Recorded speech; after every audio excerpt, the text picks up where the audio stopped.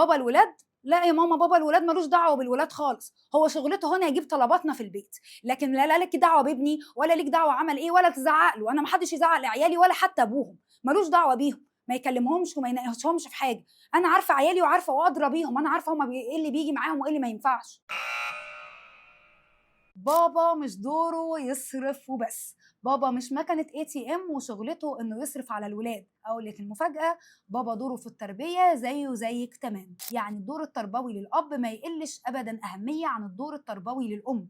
وفكرة ان الموروث المجتمعي في معظم البلدان العربية وأحيانا الأجنبية كمان بتقول ان التربية مسؤولية الأم، هي الكلام ده الحقيقة مش دقيق. التربية مسؤولية مشتركة ما بين الأب والأم، لكن بتحتاجوا هما الاتنين يتدربوا عليها سوا. يعني بابا محتاج يتدرب انه كمان مع دوره في انه يصرف على البيت، وده احد ادواره التربويه، تلبيه احتياجات البيت الماديه. هو كمان ليه دور في مناقشه الولاد وتقضيه معاهم وقت، رفض بعض الامور وموافقه على بعض الامور، تعليم الولاد بعض القيم، وكل ده من غير تدخل من الام.